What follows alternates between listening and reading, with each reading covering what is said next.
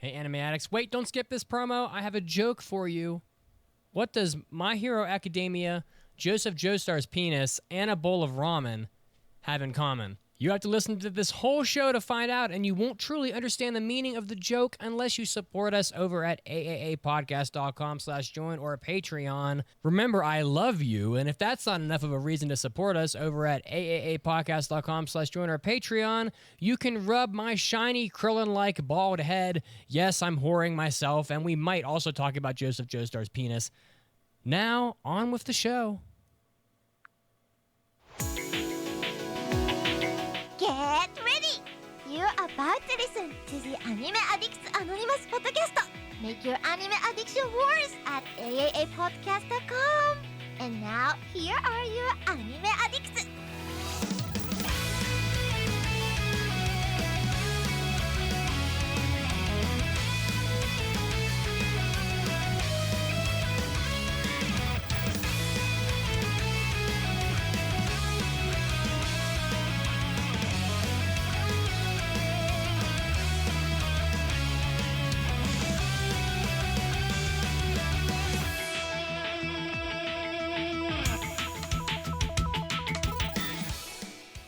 Good morning, greetings all, this is Morio Radio, and your host, once again, is me, your neighbor, Mason. What a refreshing morning, and I have the perfect podcast here to start off your day. This, coming in, is episode 582 of the Anime Addicts Anonymous Podcast, on the airwaves here to make your anime addiction worse. Dumb voiceover now. Welcome everyone, happy to have you on the podcast. With me today is my good old buddy Mitz, in the driver's seat, doing all the soundboard stuff. How's it going? Mason, I was kind of confused. What was that? Is that like, are you channeling like your WWTBR local Concord radio voice or something? It was the Morio Cho radio intro from JoJo Part 4. Oh, because we're doing a JoJo show today. Got it. Great. Well, I am here with my gold monster this time. We're branching out to different flavors, and I see Mason has a Dr. Slump shirt on, which is very fantastic. Listen, for those who know, I was away for like a year at my other abode in Chicagoland, and I did not bring this shirt with me on that journey. And I've been waiting months to get back into this, and it's a top tier shirt. Glad to have it on. But the reason we're talking about JoJo today, and really the reason why everyone is listening at all, is because we have a special guest today coming all the way from the JoJo's Bizarre Podcast. Marc, introduce yourself.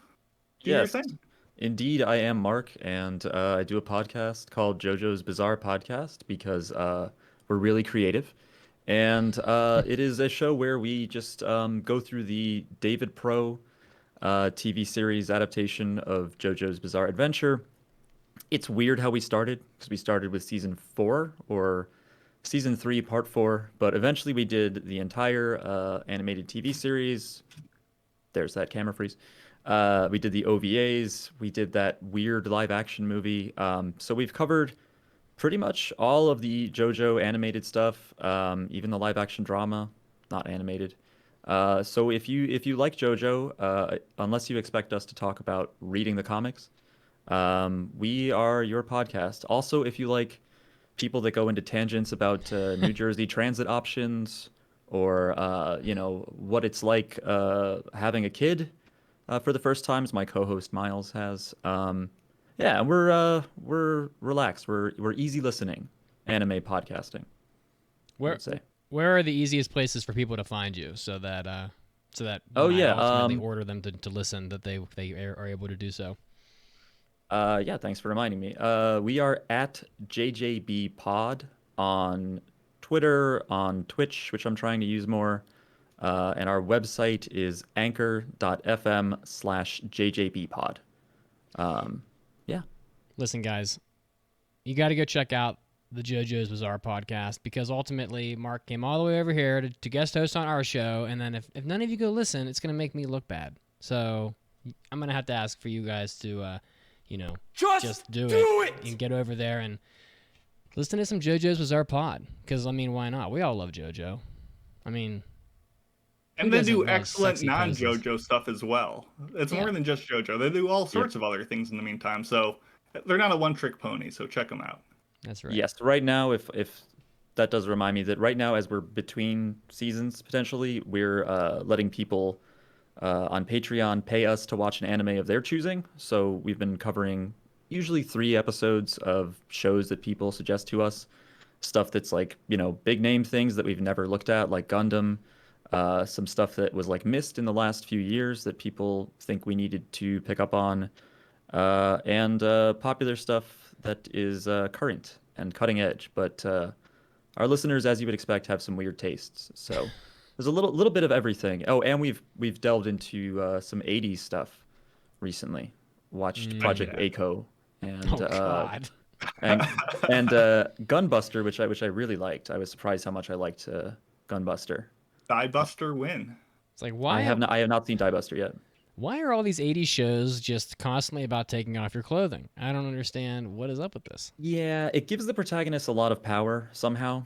Always. It's like, okay, I guess they needed to do that right then and there. Sure. That makes sense in the story. And why is there a camera down in like the pedal area of this like car's vehicle so I can stare right up Aiko's like skirt deep into her panty region? It's Yeah, yeah, interesting. and why is she the age that she is in spite of all of that? But whatever.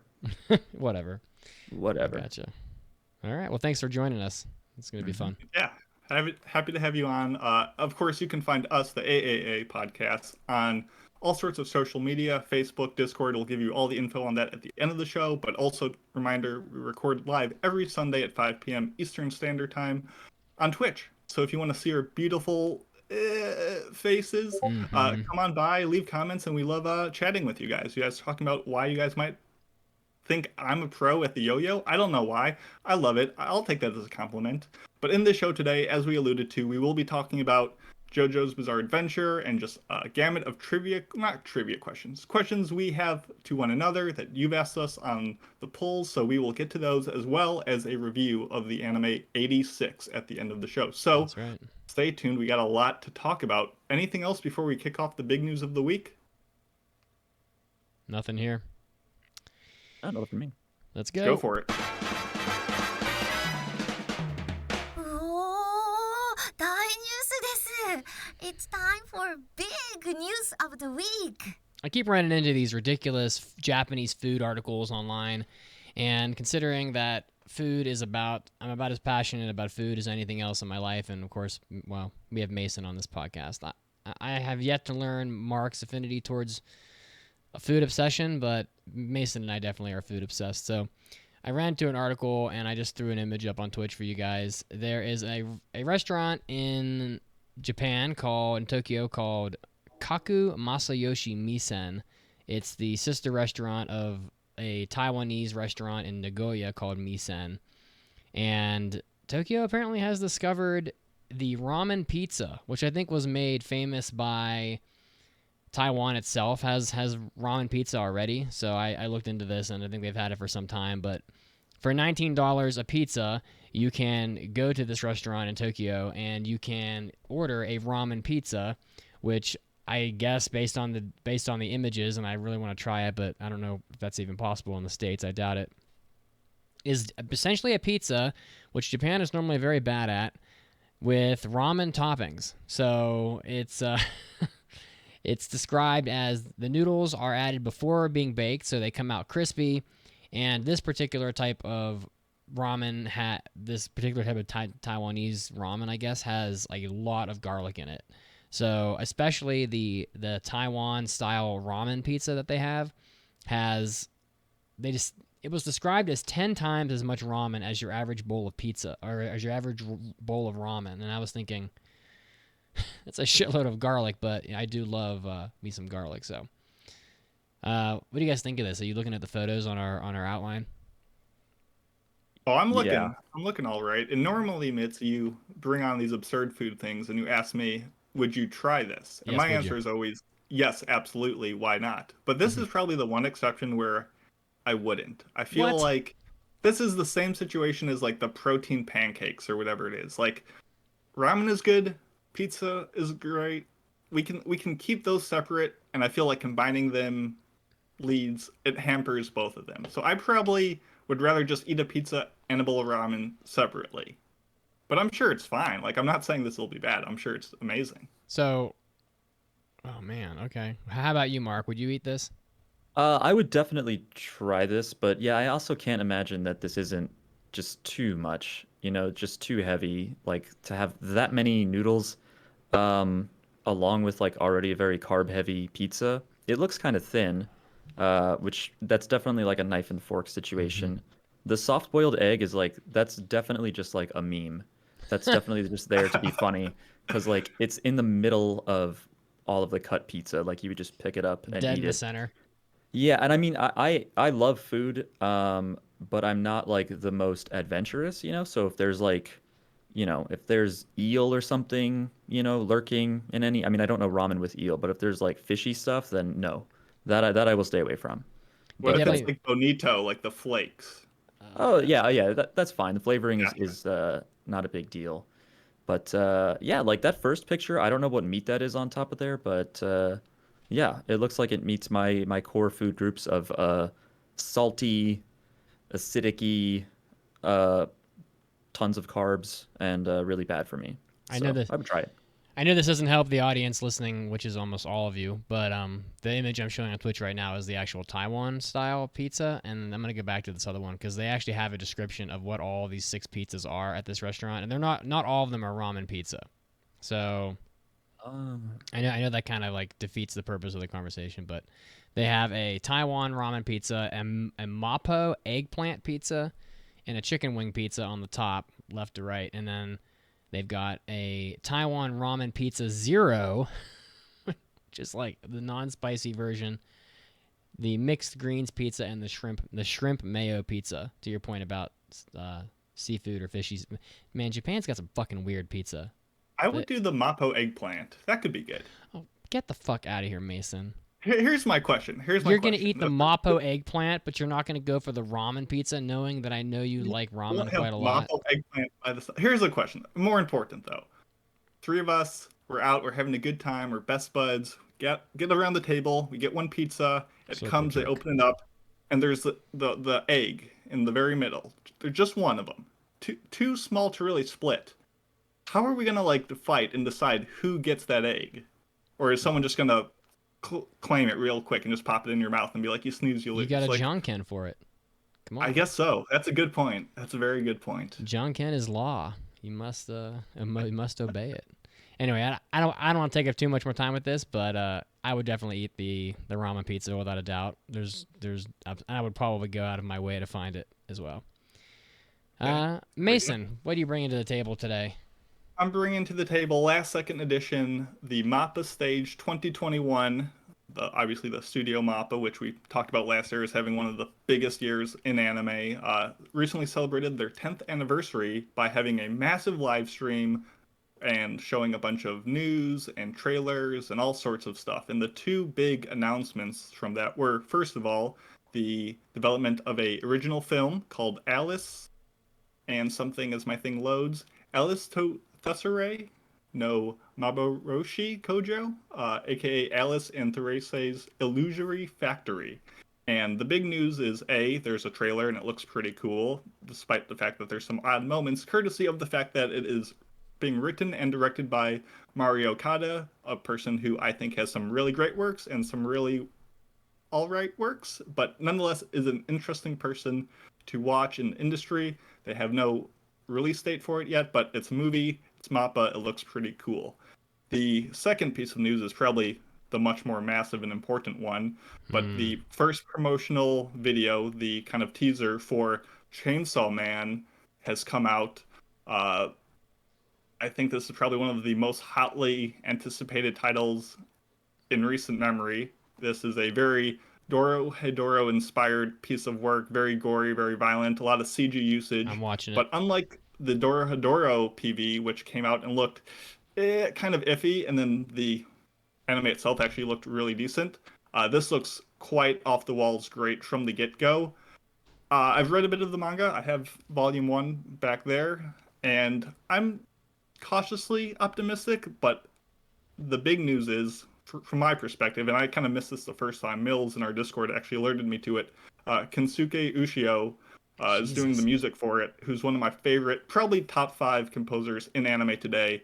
Everything he has is so eclectic, so well-fitting, so I am way more excited for the Chainsaw Man adaptation today than I was 2 days ago. So if you guys are watching it, what do you guys think? Mark, Mitz, opinions, thoughts, expectations? Mark, you go ahead. I'm watching the trailer, Well, but you're the guest. I have not watched that yet, actually. But I did like Dorohedoro and definitely need to continue watching that show. I was also like surprised at how good it looked in 3D. In general, like I've been warming up to 3D, I think, as it's looked better and better. Nice, yeah. Um, and if it's Hmm. anything like Dorohedoro, then I will probably check it out, or someone will ask us to. So but I I'll can watch the trailer. guarantee you that you will be watching this in whenever it comes out. Well, I mean, the trailer is it looks unbelievably good. It's insanely violent, quite clearly. But what the fuck is with all these people's teeth? Like their teeth are so fucked up in this. Like they all have these. Not only do they have Shark shark teeth. teeth, but they've got like tiny shark teeth. Like their whole mouth doesn't even. It's like they have this huge gum, and then there's like these tiny little spikes sticking out of it. I mean, how could you? And a bunch of them have teeth like this. Yeah. This is a They're even like fucking. there's a beach scene and like they're playing around, but they all have creepy teeth. Even the girl. God Maybe it's supposed damn, to be like the teeth of a chainsaw, just sort of individualized small teeth. man, it's just Kind like of a just how they dentist's are in the nightmare. manga. Yeah, it's just like I don't know. Don't bite your lip while you eat like I fucking mean, it's a food. You're gonna pretty. destroy your mouth. That's not coming out well at all. But Watch out with yeah, the it's pretty over the top and violent, so it should be a bunch of fun. be be pretty gentle with the BJ's. You're gonna like bite someone's junk off. I mean, good lord. All right, well it looks great though. Holy shit, the trailer looks fucking awesome. So and Mappa's only been around for 10 years. Is that what you said? Yep, 2011 That's is when god they damn. were formed. It didn't They've take just been long. getting some massive titles. It didn't take And long for them to just dominate the entire anime industry. I Okay. mean, they're really working their staff to the borderline, let's say. They're all working their staffs like that. That's True, for but sure. is what it is. Mark, what do you got? Not anything super substantial, but just figured I'd have to go with this because it is JoJo related. But Anime Expo Lite, which is this year's, I think, streaming only Anime Expo, they're going to have a segment from Warner Brothers Japan Anime.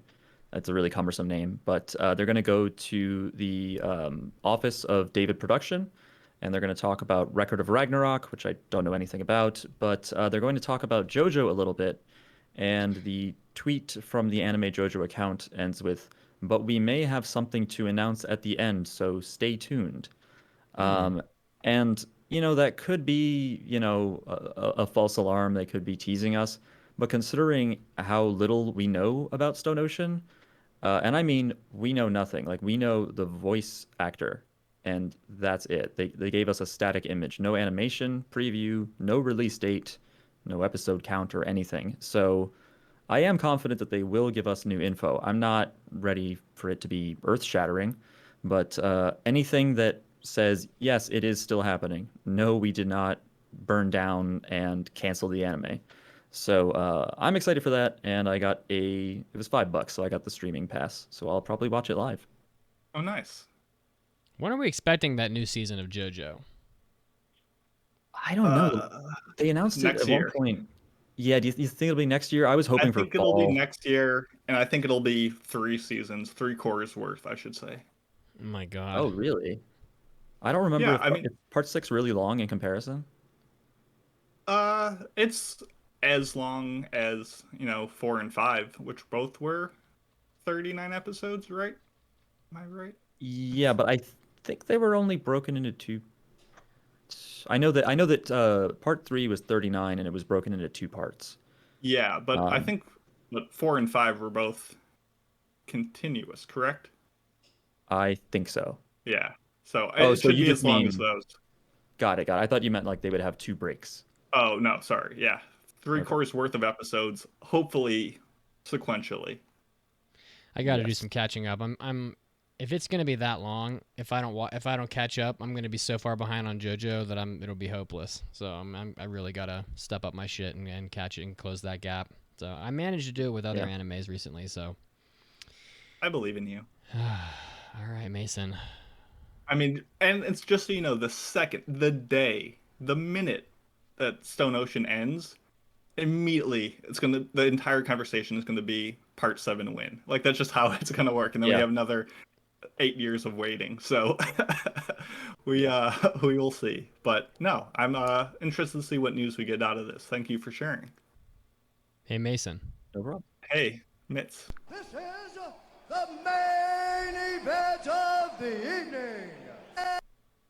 All right. Ooh, a little extra at the end there. Yeah, I don't know what Yeah. that guy's got a loud ass mouth on him. We are gonna talk JoJo's Bizarre Adventure today. Honestly, almost more than watching JoJo or reading it. I just love talking about it. It's so much fun to just get with the crew and just wax about all the absurdities this series has to offer. Let's give people, I don't know, a 2-minute primer on what JoJo's Bizarre Adventure is if you've never heard of it or seen it. Fucking luck with that. It's a multi-part series that really doesn't relate from one to the other, except for the fact that the main characters are in some way related to one another through a long bloodline and lineage of relationships and whatnot, and there's magical powers that each person develops and fights each other with, and it gets kind of ludicrous, and it's interesting and very innovative and kind of influential beyond most other things in this Yeah. medium, and it's pretty memeable. And yeah, what would you guys introduce JoJo as in like 1 minute? Like, what's your pitch on what JoJo is about? Mark, I you're the mean, guest. Sure. Yeah. I mean, I would say that it's sort of two different comics or shows where it kind of starts as like a martial arts manga for a bit, where it's all about like harnessing this energy of the sun or this energy of breathing. We can't really decide which. And it has some gothic horror vibes, and then it kind of turns into almost like an X-Men kind of thing where they all have these different individual powers. But the whole thing, it's very much through a lens of like a weird Japanese guy who's very into fashion. So the aesthetics of it are like nothing else. And there's a ton of musical references, Oh yeah. uh, because you can just tell. And there are also like less direct, less obvious references to Western movies and artwork and such. But yeah, it's just like if you're interested in seeing really interesting, weird character design and progressively weirder power designs, like what the stands can do just gets crazier and crazier. And if you want, recommendations for prog rock and like what museums to go to, and how if you want to write about something, you should use all five senses to experience it first. Um, it's very strange. It doesn't really feel like anything else. Um, and yeah, I mean, it is shonen, you know. Yeah. It is for I think mostly adolescents, and it's combat heavy. So yeah, and it's been running for 34 years. It was January 1st, 1987. So it's one of the longest running, still running Yeah, let's mangas see out here. there. JoJo's Bizarre Adventure has, God in heaven, 130 volumes, 100 million plus copies sold. Yeah, for since 1987. Yeah, and It is yeah, it's distinctly unique, ridiculous. unlike anything else. Yeah, and it's if you like if you're into, I mean, I would imagine you're into art of manga. It's been fun to watch Araki, the mangaka's like art style evolve over the years, because each arc is distinctly different. I mean, one kind of fades into the other, but part one has some really beautiful like character designs in the faces. It almost looks like Renaissance era art, but then also like the body construction, the muscles and stuff. You're kind of like, what did you study? Like, no one has like 10 muscles in their arm. Like, why is he bulging in that way? But then you can see like how the way he draws faces, the way he depicts action, like changes throughout the 30 years it's been coming out. Yeah, for sure. Well, we will be talking about all this. We will try to avoid all major spoilers, so people who have never even seen any of it can enjoy the series. But I think obviously the first question, we got to start off very easy. Can you explain how King Crimson works? Where is that question on here? I'm kidding. I'm kidding. Okay, I was The like, that's a spoiler, but I've learned how to do it. I Oh, figured it excellent. out. Yeah. It's just we're all about the memes here. Now, the first question is, I guess, what brought you to JoJo, and what is your history? What have you seen or read of it? What's your like knowledge base? Sure. So in like 2006 or so, I was in college, was on the internet, of course, and the infamous Muda.swift Flash movie was popular. I don't know if you all remember that. It was like stick figures, and it featured animations from the PS2 JoJo games and the arcade fighting game. Um, and I was just like, what is this? Like, why is there a steamroller? What are all these knives doing here? But like the voices sounded really cool. And so I looked up the video game, and then from there I read like probably parts 1 through 6 in way too short a span. I didn't really do that well in college, so I had a lot of free time. Um, Was that because of JoJo? I was gonna say, what came first? The Oh no, no. It was like fill any free time or time that should not be free. Fill any class time with any hobby possible. So Gotcha. JoJo's and other manga and video games. And then I started part 7, but kind of lost interest. I lost interest in anime, I think in general, anime and manga. But then I heard the anime started up, and my wife had no connection to JoJo at all, so I was like, do you want to watch this with me? And so we'd watch it and we'd have these cool conversations about the show. The other co-host of my podcast, we were looking to do some kind of creative project together. That's how we started doing the podcast, the three of us doing like a watch and recap kind of thing. And then because of that, people were like asking me about part 8 and asking me about part 7. And I was like, screw it. I'm going to go back and actually read all of that. So I'm completely caught up on well, no, I'm 2 chapters behind. Whoops. But over 30 years of JoJo has been read, and a lot of it has been forgotten. So if you pull like a part 6 stand out of a hat, like a name, I'll be like, sure, that rings a bell. Um, but yeah, I love JoJo, and for my money, like I think the Capcom fighting game voices are the best, and I love those. Nice. And Mitz, what's your JoJo history? Well, the first time I ever ran into JoJo was when I was selling anime cells. I went through about a 3 to 5 month period where I was buying these anime cells on eBay in like bulk, like it'd be like just 150 random anime cells, and I'd buy them for like $100, and then I'd try to figure out what they were from, and then I would resell them in piecemeal. And I had this guy who a lot of these I kept running into were from the JoJo OVA. And I had this guy who basically told me, like, if you run into any JoJo, I will buy it no matter what it is.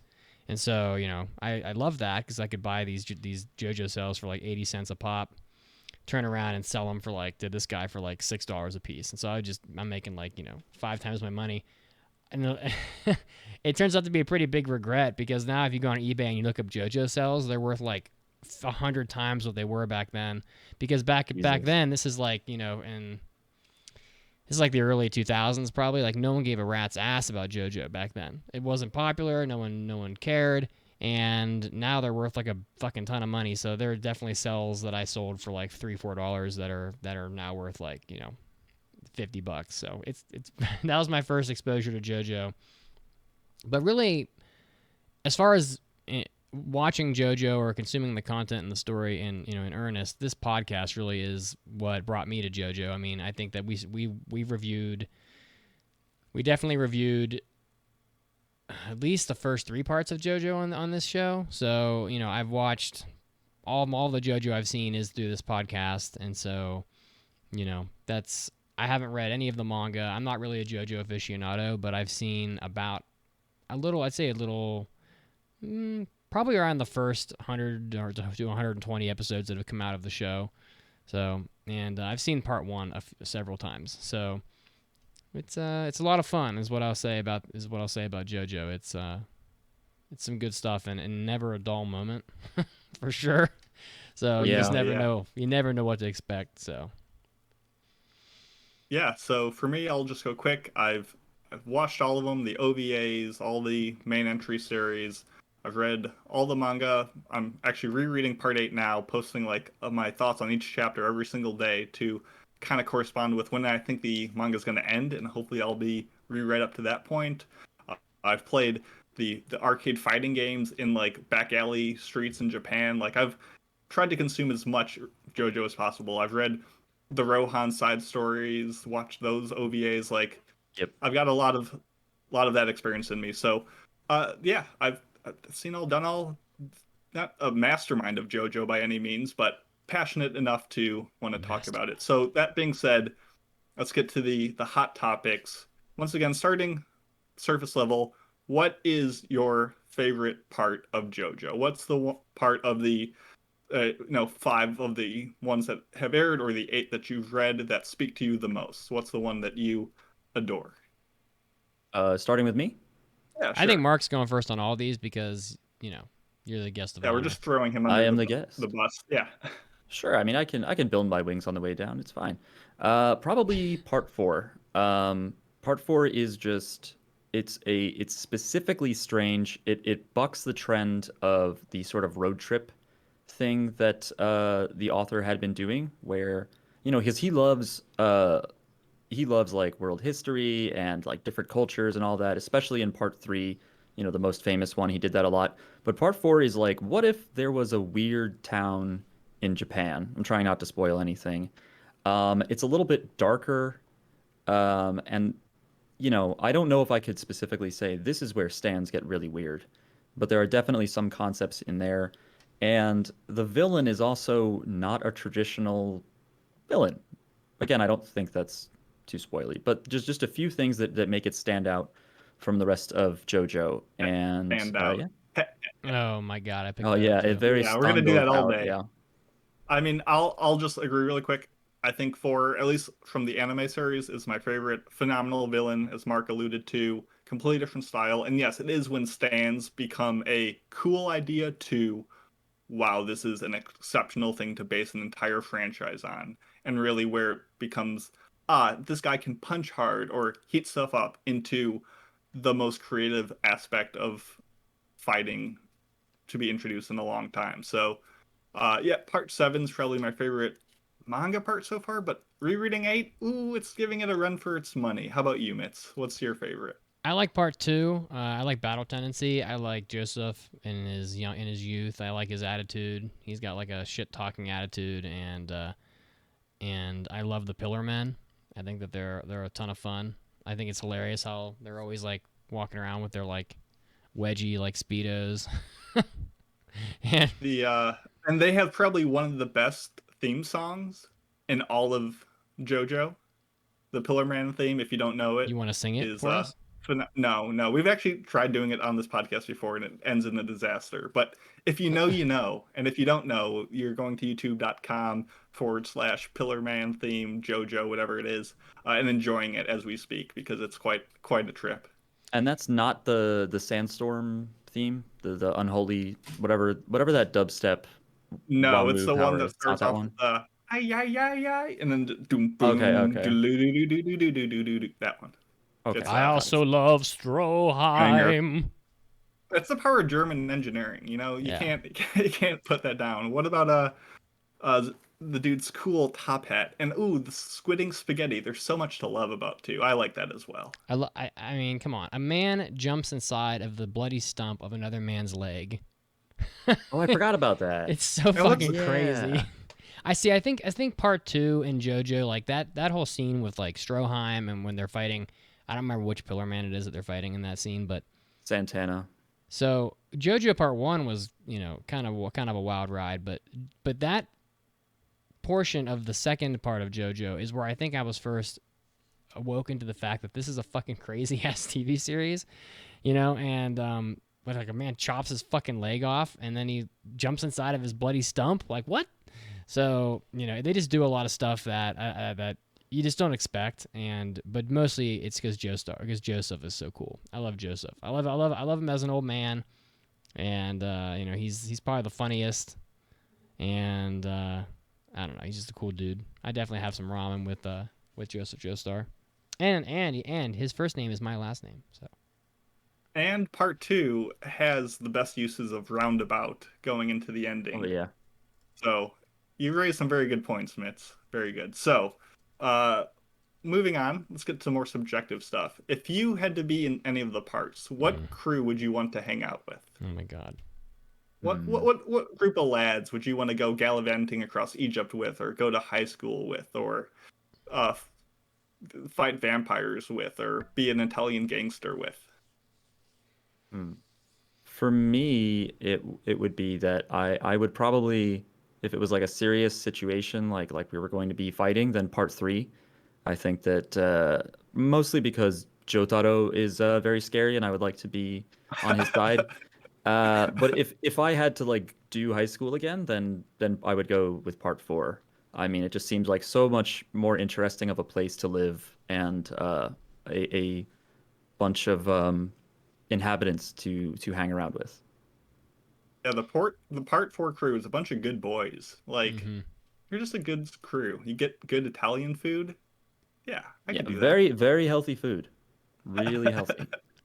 I I have absolutely no confidence in my ability to survive in any of the JoJo parts, and won't even try to come up with a way that I would. But I think that. I'd We're have gonna the. get to that. We're gonna get to that. We're gonna make you do it, but All right, well, we'll save that for I'm gonna later. hold off as long as I can. I think I have the best chance of surviving, and probably in JoJo Part 4. I just feel like JoJo Part 1, there wasn't much of a crew, and I'm gonna be required to do a lot, and I'm not gonna be able to do it, and I'm gonna die, and nobody will care. And then JoJo Part 2 is kind of the same, and the crew that they've got is so fucking tough that like I'm just not gonna be able to hack it, and I don't really like hot weather, so I'm not gonna want to be parading around in the desert. I don't know how Jotaro walks around in that fucking this black cloak, and he's got to be hot. He's got to have just the most unbelievable swamp ass in there. I mean, it is just. Can you imagine like the voluminous amount of liquid that's just running down his balls and his legs all the time when he's in a fucking black cloak and black hat, black cape, black pants, all for this, all for the sake of being just like extra angsty and don't fuck with me ish. Unbelievable. Well, you have to remember his hat is open in the back. Maybe Oh that's my where all the god. heat is emitted from. It's a Maybe vent, that's the you know. technique. No socks, no back of your hat, and that's just where you expel heat constantly. Oh my god. So I'll take part 4. It honestly seems the most normal of any of these Fair parts. enough. I don't know. Yeah, that's interesting. I haven't I seen get part 5, so I can't really talk to that. But part 4 it was like I don't know. I just feel like I have a better shot of not dying. So There you go. We can deal with that. Well, how about this then? JoJo fashion, as Mark once again talked about earlier, is iconic. All of these outfits are maybe a little absurd for normal wearing, but nonetheless very eye-catching and stylish. That said, say you got a hot date coming up, you're gonna go hit the town. Whose outfit do you think you could pull off, or you'd be oh my down to god. try? I guess to stall for time, I can go first. Prosciutto, from part 5, he's got this like black and gold suit with like a real deep V, which I'm not the biggest fan of, but it looks good on him. I really want Weather Report's hat from part 6. It just looks Oh like the yeah. fluffiest, comfiest thing ever, especially for these cold northeastern climates. And Sports Max also from part 6. He's got this like purple suit with these black, not paisleys, but they're just like comma shaped black dots all over. Looks pretty red as well. So those are some of my go-to outfits that I'd love to get myself in. Yeah, I think this might be a cheat, but probably I don't know how to put it exactly, but the villain of part 4, one of the villains of part 4. I don't know if that's a way to avoid. You can say the name. Well, it'll be okay. Well, okay, well, Kira. I mean, it's a suit. I mean, it's a loud suit. I mean, it's bright. I don't, there's no canonical colors in JoJo, right? I mean, it's black and Mhm. white, and Araki will fill it in for the covers however he wants. It doesn't Sometimes matter it's what like you think. a pale purple. Sometimes it's a bright green. You Yeah, never know what you're gonna get. it's whatever he feels. But even still, I think I could probably pull that off. And I mean, the tie is too dope. Just having a bunch of kind of feline almost, skulls running down it. Don't they It's make got that? like David Bowie hair. They do, Yeah, but you can definitely purchase that pie for like $80. yeah, that's the thing, right? It's like, well, I'm sure there's knockoff ones, but will I always be disappointed at some imperfection? But do I also want to spend a bunch of money on official Yes. stuff? Yes. Um, but I also would like to be able to pull off that sort of David Bowie 80s haircut. So I'm going to There you go. pretend that this outfit gives me that ability. You've got the hair for it. You could do it. Oh, right now I do, but if I step outside, it's going to explode in humidity. That's what's going to Very happen. true. Yeah, it's humid out there. How Yes. about you, Mitz? I mean, this is pretty tough because I honestly don't think I go out in public in a whole lot of the JoJo clothing. It's way too eccentric for me, honestly. But I feel like the further along in JoJo you get, the more absurd the outfits become. I think Araki's like, I just got to keep one-upping myself. So, oh my god. But let's see here. I'm just like punching JoJo characters' names in here because I can't remember all their outfits. Just Yeah. say you'll do part five's big bad villain, and just trust me and leave it up to our listeners' imagination. I mean, I might. Oh You're a man. fan of, what's your feeling towards fishnets, my guy? I mean, it's not. It wouldn't be my first choice. I think It's I the might. only manga with fashion creep then, right? Like there's power creep, but it has fashion creep where it's like, well, Exactly. shit, how am I Exactly. going to make this outfit look weirder than the last 100 that I drew? I don't know. I like Zappelli's outfit pretty well. He's Oh Okay. yeah, yeah. Very he's got that classical. I fucking like cool it. top hat, and his top hat's like his flair. Because like if you look at his outfit, it's like not all that unusual, but at the same time he's got that top hat with like the black and white diamonds on it, and he's like, I gotta have some kind of like flair on my outfit because this is JoJo, so I'm just gonna go, but I'm not gonna go too far with it. I'm just gonna and you could totally wear Zappelli's outfit to like, you know, a Broadway show or like the orchestra or some shit. Like you could go to some fancy event and wear like his suit and tie with his vet. Although I guess people do wear vests with ties. Yeah, I guess they do. Yeah, Zappelli's Yeah. pretty cool. He doesn't hang in there very long, but he's pretty neat. Awesome, awesome. I think those are some interesting answers. Thank you. Let's see. Let's move right along. Let's get a little more technical minded in analyzing JoJo as a whole. What do you guys think about the look of JoJo as a whole? And kind of, we mentioned, there's the manga transformation of the character designs, but the show itself and David production. What do you think about their performance in adapting it as a whole? Well, I appreciate their commitment to really adapt it like chapter by chapter and not change very much. Hmm. I like that a lot. Overall, though, I feel like if anyone is anime only, you kind of owe it to yourself to go read a chapter or two and look at the art there because I was a little disappointed by the anime art. I'm sure that's true for every adaptation that you just can't maintain that same level of quality and detail. But as confusing as some of his action can be, Araki's like design on characters' faces and stuff is just amazing. There are so many like double panels that I love. Um, and yeah, I mean that said, it's also great to see some things animated that I was like, how do they animate King Crimson? How are they going to animate the torture dance? How do they animate that weird handshake that Polnareff and I think Kakyoin do in the submarine? So they've done a good job at adapting all of those bits. But overall, it's like the faces and stuff. I'm always like, I wish I was looking at the manga, you know? Yeah, I get you. I think, yes, David Production is a small studio and there's a little bit of jank to it, but at the same time, like, this is a long series with elaborate character designs. And while the animation isn't great or fluid, like, it usually kind of borders on average, when it needs to hit the art style, it does do it well and does it justice, especially with part four, where they really start playing around with color dynamics and I stuff. love that. Yeah. And I would say JoJo has always kind of been a little janky, even in the manga, like we talked about with the action. And it does clarify a few things to see it animated, but at the end of the day, where David Production really shines is the sound design. The sound of Mm. JoJo, from the music itself that plays, but more so just the sound effects. Like the hand from part four, its Hmm. swipe to just, you know, take away time and space, like, just sounds phenomenal. And David Production does that second to none in the anime landscape. So Yeah, I could see people being like, "Oh, I want like a Madhouse or a Mappa adaptation of JoJo." But really, David Production, I think, is doing as good of a job as I could ask for, and they certainly have their work cut out with them when we come to Horse O'Clock in Part 7. But until then, I'm still liking what they're doing. Oh yeah. I think it looks great. I mean, I've never had a problem with it. I think it looks good. So I appreciate all the eccentricities and the coloration and all the. I mean, David Productions kind of started with JoJo, didn't they? And then this is like one of their first works. I looked that up, but I Yeah, think it I was pretty don't think early. they did. I don't think they did the OVAs, but I think people who worked They on did those not. OVAs did come to Dave Pro to do the later stuff. So, and yes, as someone mentioned and we talked about in the Discord, Initial D fourth stage kind of looks like JoJo. It's full of JoJo characters I because don't they really have the see it. like vertical lines coming I down did under see their that. eye, and it definitely, yeah, I saw it when I was rewatching it. I'm like, this is kind of JoJo like. And some serious eyebrows going on Exactly, in Initial D, as well as like the part 3, part 4 character designs.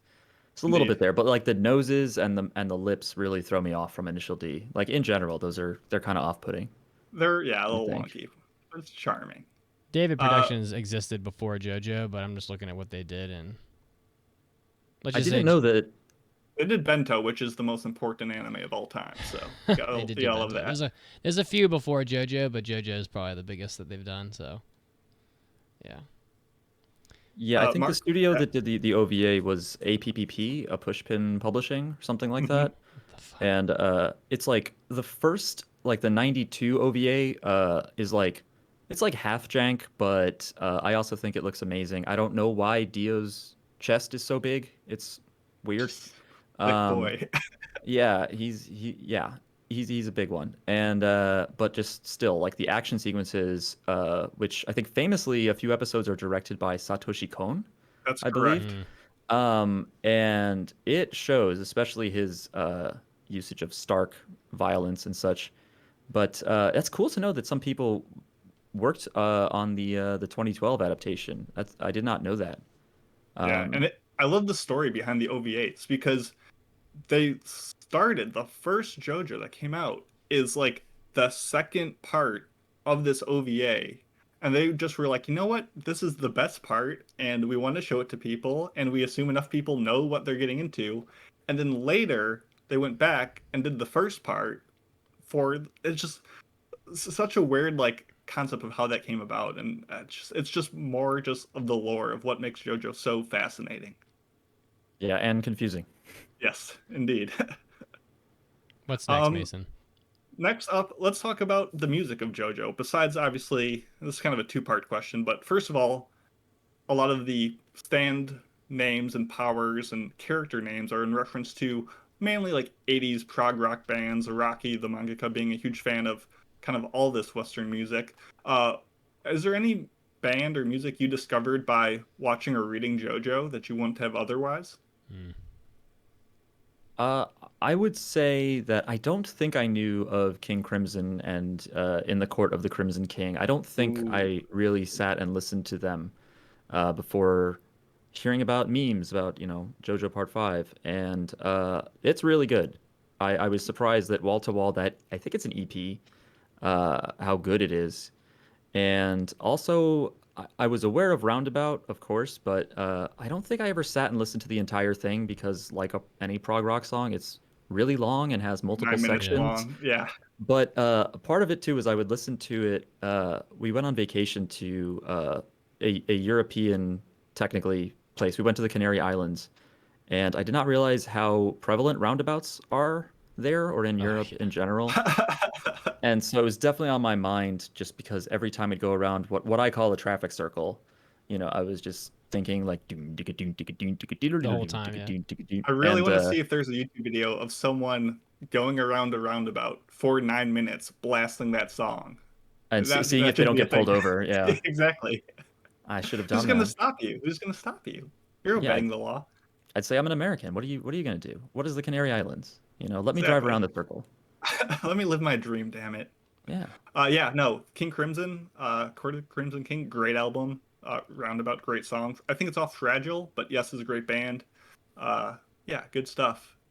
For me, the probably, I kind of grew up on this era of music, but I don't think I've ever really listened to Oingo Boingo.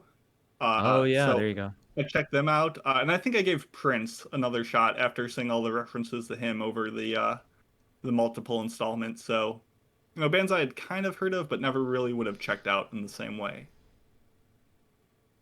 I mean, Mitz, for I me, know I you don't. only listen to classical music, so who cares? But I mostly just listen to podcasts, to be honest. But yeah, I don't really. I haven't really. I don't look into the bands behind these names generally. So like, when a name comes up, I may recognize it, but I'm not gonna take the time to go listen. But so really, the only answer I can give here is Roundabout. Probably the song is just so good that like I wanted to hear the whole song outside of what was featured in the anime's closing, I guess, and the song is very long, but the whole song is pretty good. It's definitely something that you can listen to in the car and just fucking feel good about it every second. So, it's definitely some great stuff. So, it's always nice when you run into something. It's pretty rare to have an anime feature like a Western song in their closing. I can't. It Yeah. happened with like Speedgrapher did it. They had Girls on Film was one of the themes, and of course this Mhm. song, but like the songs from JoJo, but it's pretty rare in general. So.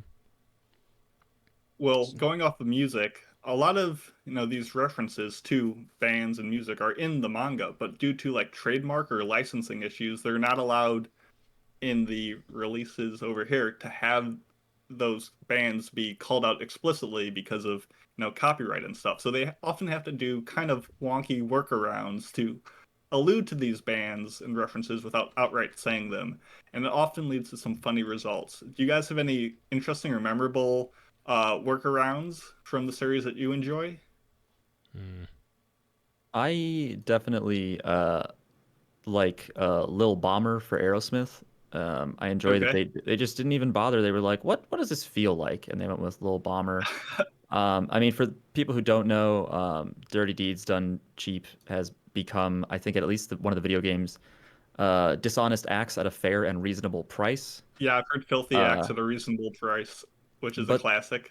my personal favorite, in terms of like just the dumbest way they could have gone, is the rock paper scissors stand.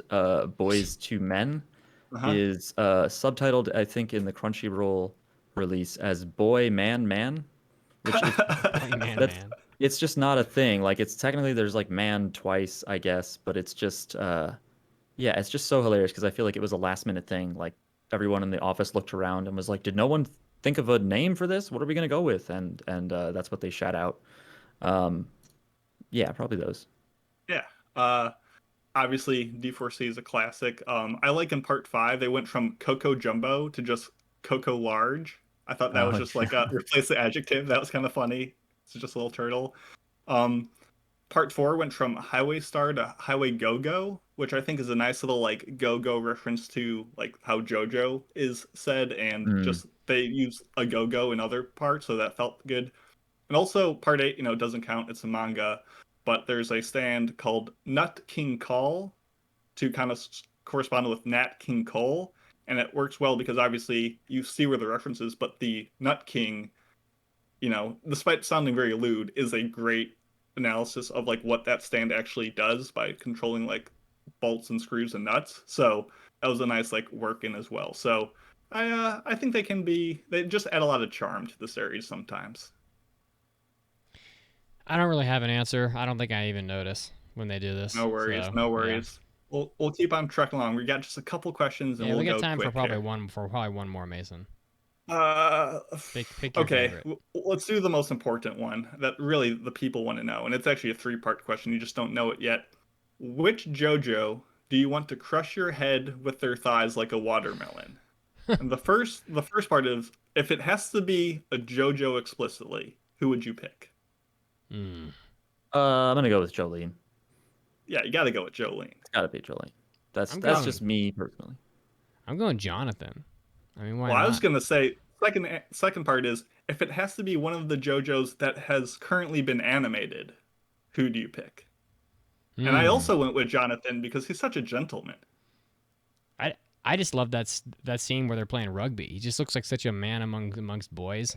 It's like, why not? I mean, plus I think if I recall right, his thighs are fucking giant. He's definitely quad dominant. Yeah, they've got extra muscles in there too. So He's I mean, juicing for my sure. my legs would be that big if I had a couple extra hamstrings to go to go around. true. Yeah, Jonathan's a thick old boy. He'd be great at crushing your head like a watermelon between his thighs. Why don't we ask? I'm gonna ask Pancake. Pancake just walked in here. Do you like pancakes? Sorry, it was very loud.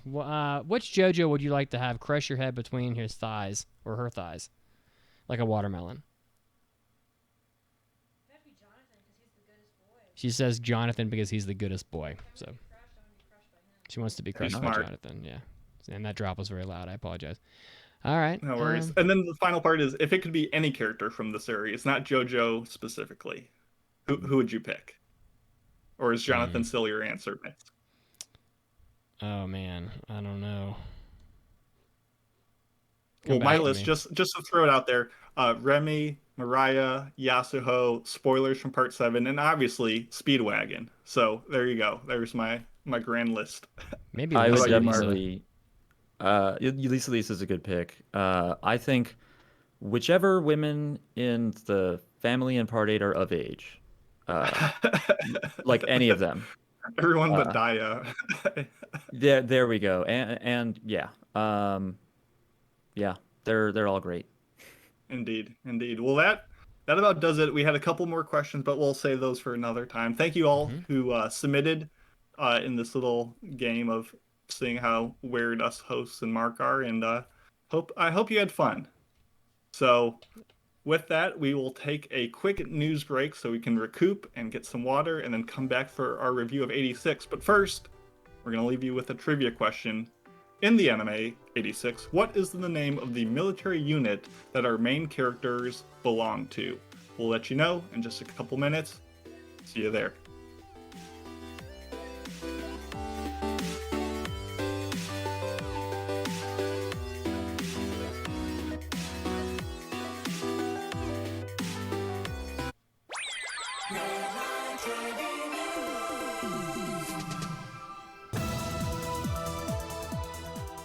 Hey, Anime Addicts, Mitsugi has arrived, and I'm bringing you your anime news break, starting us off with 2 rounds of voting for 2 different entirely unrelated events. The first, the Anime Tourism Association has opened up its annual online survey on Saturday, which will let people vote for their favorite noteworthy anime pilgrimage sites for 2022. They did skip last year due to the coronavirus, but now this year you will be able to, as usual, vote for your favorite anime-inspired locations around Japan. The survey is going to be open until September 30th, and it's available online in English, Chinese, and Japanese, so that should cover most people. The website is animetourism88.com/en/ENQUETE for the English version, and you'll be able to vote for your favorite anime-themed locations. There will be a draw to give out some prizes to winners. First prize will win about $300 and a supplementary prize that's undisclosed, and 3 other winners will get about $100, and then 10 people will get $50 and a couple other gifts as well. So if you're a fan of traveling around Japan to see anime pilgrimage sites and you want to nominate some of your own, head over to that survey, take care of that. Next up, for the second voting that I mentioned, the Manga Awards for 2021 has now opened for voting. It is only open until July 2nd, so you only have a few days after this will release in order to actually vote for that. But there are 50 titles nominated in both the print and web manga categories, and a few titles from the print manga category included Blue Box from Koji Miura, 4 Nights of the Apocalypse by Nakaba Suzuki, and Freyren Beyond Journey's End by Kanehito Yamada. And in the best web manga category, Don Da Dawn by Yukinobu Tatsu, and Kaiju number 8 by Naoya Matsumoto. So if you're a fan of this sort of thing, head over to the online voting, and you'll be able to vote for the 2021 Manga Awards. Next up, I saw something today that was quite horrific and wish I hadn't seen it. In Sonic the Hedgehog, the franchise has reached its 30th anniversary, which is a great milestone. And they've celebrated it in the most horrific way possible by turning Sonic the Hedgehog into a virtual YouTuber. And you can view this on the Japanese Twitter account for Sonic the Hedgehog, I guess, where there's a live 2D model of the character talking. He's voiced by longtime voice actor Junichi Kanemaru, and he just seems very awkward and kind of scary. Honestly, I'm very uncomfortable watching Sonic be portrayed in this way. The old man in me just can't handle it. But if you want to check out Sonic the Hedgehog being a virtual YouTuber, head over to the Twitter page for Sonic, where you can hear Sonic introduce himself as, "Hey guys, I am Sonic the Hedgehog." Okay. Next up, and lastly in the news, Bakuten gets an anime movie. This was announced through the teaser site for Bakuten, which had recently had its 12th and final episode of the anime series. Of course, Toshimasa Kuroyanagi helmed the anime series over at Zex.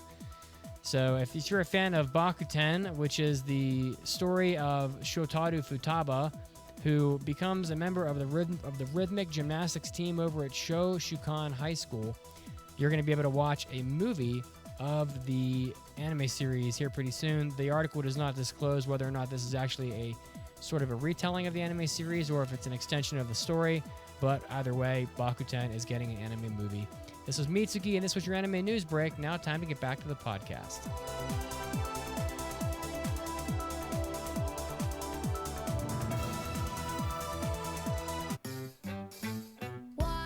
Oh god, I hate this song. It's so annoying. Skip ad. Skip. Hi, it's Vince with Oh, Sham fuck Wow. no. You'll be saying wow. I'll be every saying, time you use this wow, you're towel. so fucking It's annoying. Like a chamois. It's a like chamois, it's a but towel. Oh, who a regular really towel cares? doesn't work Skip. well.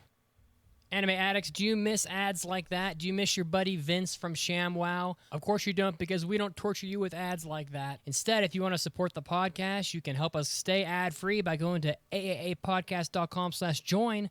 Hey, you can head over to patreon.com/AAApodcast for those of you that like Patreon. And you're going to get our hentai episodes, our hobby addicts, our after parties. And, of course, it's going to be commercial-free, so you get all that. What else could you possibly want? Again, over at aapodcast.com/join. Back to the podcast soon. Hey, Steve Bloom here, voice of Spike Spiegel, Vincent Valentine, Leron from Gurren Lagann, Guillerman from Digimon, and a bunch of other crap. And I am a total anime addict, dude. Tune in, or else.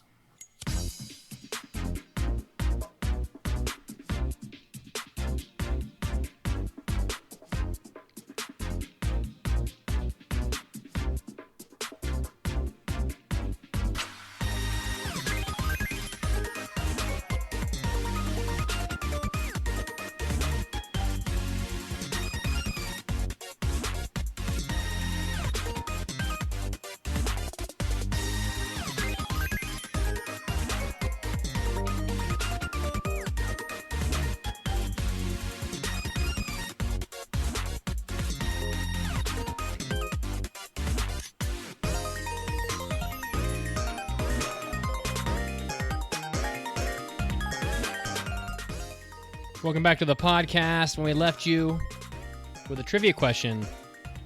In the anime 86, what is the name of the military unit that is used, or rather that the main characters belong to? Spearhead Squadron. And an alliteration to boot. Very nice. And we'll be talking about 86 here in about 15 minutes or so. So strap yourselves in for that. But first, we're going to head into one of our segments that we don't do too often, Live Big in Japan. 日本のいいとこ見てみよう It's time to live big in Japan. If you want to leave a submission for Live Big in Japan, you can do it through our website, aapodcast.com. There's a mailbag button along the top that lets you submit all kinds of things to the podcast. You can do our Shark Tanks. You can do our Anime Addict Confessionals, Live Big in Japan, of course, topic requests, etc., etc. You can just leave regular mailbags, too, which we'll get to in a minute. Caleb Blue has submitted a Live Big in Japan. Hello, Addicts. I was going to go to Japan before COVID hit, but my plans were foiled due to this. And I'm guessing they still have been foiled, too, because you pretty much still probably don't want to go to Japan. However, now that I have more time to plan, what would be your top 3 to 5 things to see, do, eat, etc. in Japan? My original plan was to land in Tokyo, stay a week, then travel down to Hiroshima for the second week, and stopping along the way in Nagoya, Kyoto, Osaka, Hiroshima. Thank you for your time and suggestions. Well, so I read this, and honestly, I think a week is... I'm not really sure exactly the timing that it was specified because it's kind of unclear, but I think a week is way too long to spend in Hiroshima. I'm not sure if you meant you're going to spend a week traveling throughout the country, stopping at all these places, including Hiroshima. But Hiroshima, in my opinion, is pretty boring. There's not much there. There's like the A-bomb dome, which is pretty neat. There's if you want something really heavy, the A-bomb museum. But honestly, Hiroshima is like a day or 2 days max. I wouldn't spend much time there. I don't care for Kyoto much. I find it hard to navigate, and honestly, it doesn't offer any more historical interest than like a place like Kamakura does. I think Kamakura actually has like far more temples and stuff than Kyoto does. If you want to stop by Kyoto, just know that it's a hassle to navigate through it because their train system is pretty out of date. I know we all have answers to this, so I'll just run through what I've got here first. For me, the things in Japan that can't miss, Fushimi Inari. Since you're going to be near Kyoto, Fushimi Inari Temple is like pretty unbelievable. It's just a very serene place with a ton of bamboo, and it's something you definitely should see. It's even just interesting to see like Japanese old people like burning debris and stuff by their houses. Like, I don't know, just like how people live in ruralish Japan. In Tokyo, which is honestly where I would just hang out because Tokyo is fucking awesome, is Odaiba Island is a pretty good nerd paradise. They've got Tokyo Big Sight, Sega Joypolis, Venus Fort. There's all kinds of stuff in Odaiba Island. I mean, there's a full-on Sega theme park. They had the Giant Gundam there for a while. I don't know. I don't think it's there anymore, but I'm not sure if they've replaced it. I'm sure they've replaced it with something. But Odaiba Island's definitely like this wonderland of just fucking awesome stuff. And if you time it right, you can go to Comiket, which is almost always in Tokyo Big Sight. Mutekiya Ramen, which is a place that Mason and I went to. It's a super good ramen shop in Ikebukuro that's always packed. Koku Ichiban is my favorite place to eat in Japan. It's kind of a broken record by now, but their curry, their Japanese curry is so freaking good. It's like just stupid. And if you're gonna head down to the Kansai area, they're very passionate about baseball in Kansai, so you can go see like a Hanshin Tigers baseball game. Pretty interesting, just to kind of see how Japanese sports differ from American sports. Particularly like how the audiences behave. Definitely worth doing. Not very expensive. You can probably buy the tickets at like a Lopi machine, and like the Lawson convenience stores have a Lopi machine that somebody would probably help you use if you needed help. And lastly, if you're not riddled with tattoos, the Spirited Away Bathhouse, or Seki Zenkon, is up near Tokyo. It's a little bit out of the way, but definitely worth going to if you want to have like a really old school bathhouse experience, but they will not allow tattoos. So they're one of those places that won't allow that. So, and that's what I got. Mason, what do you have? Yeah, so I was the last to fill out my list, and I based it around things that, Mark and Mitz didn't get around to saying. Aww. But the top 3 things I was trying to diversify a bit. Top 3 things to do.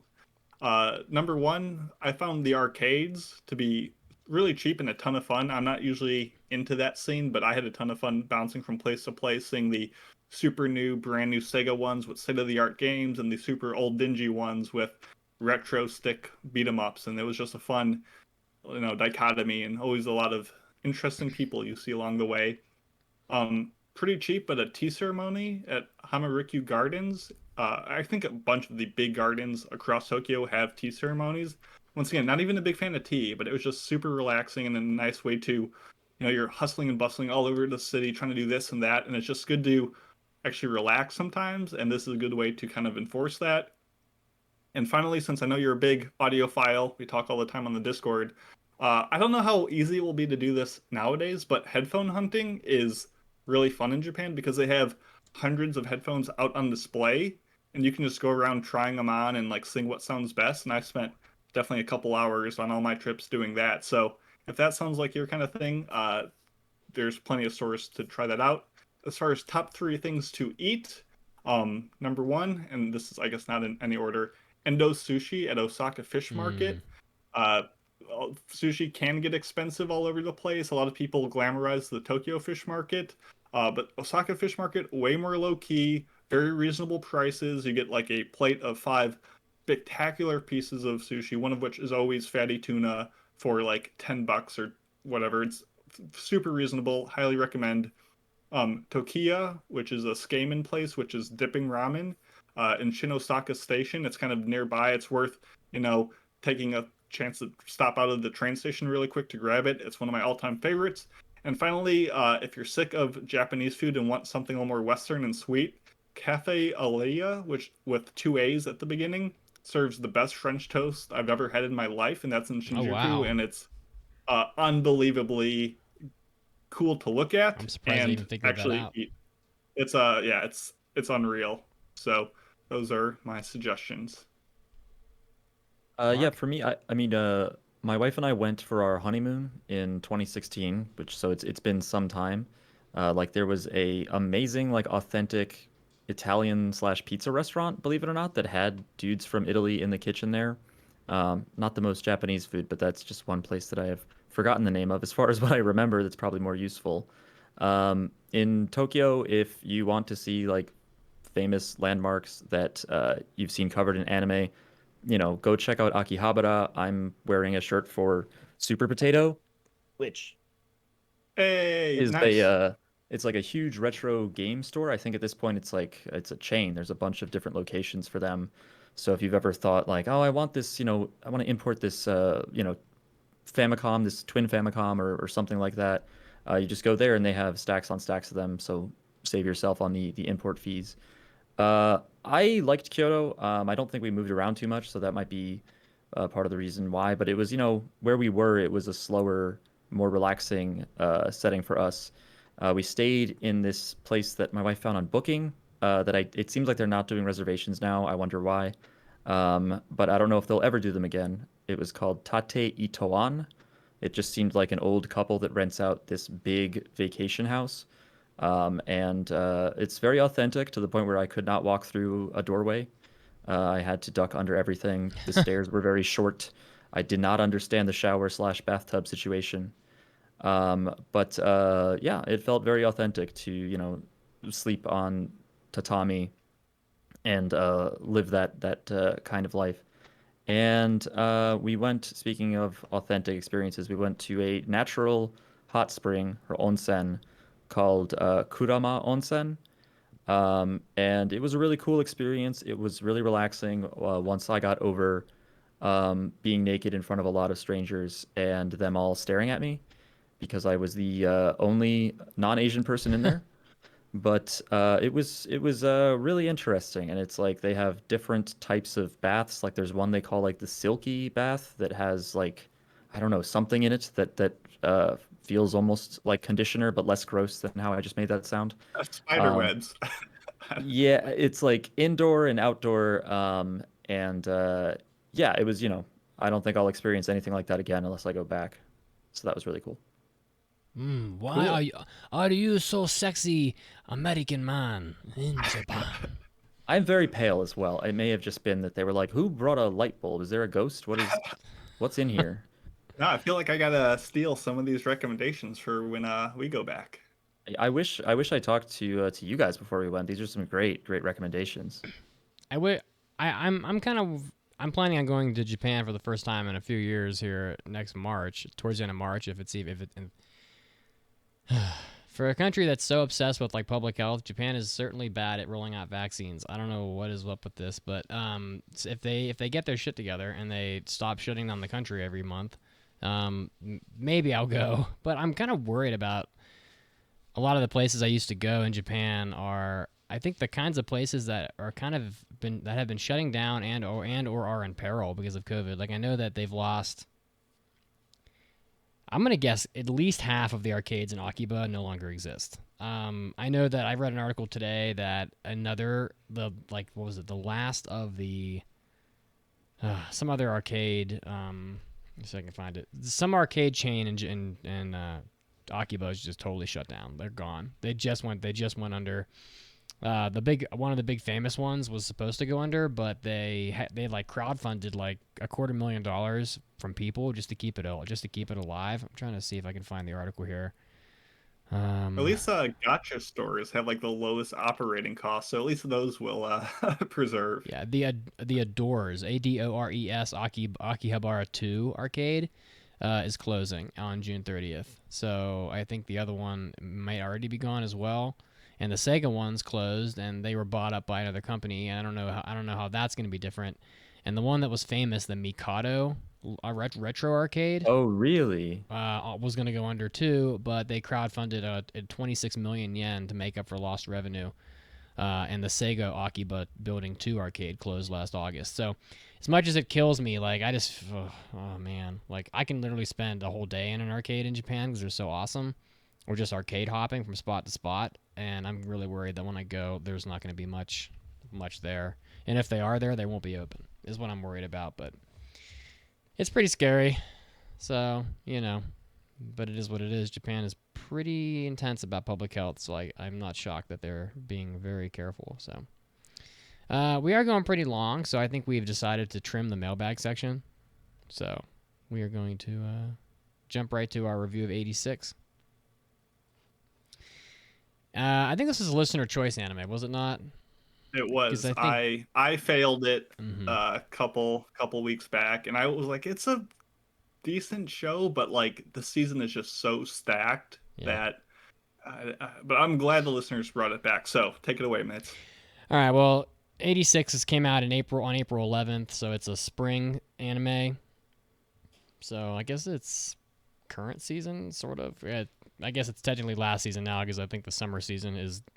A few of them have started, but it's an A1 Pictures anime, so it needs really no introduction. A1 Pictures has done a ton of stuff.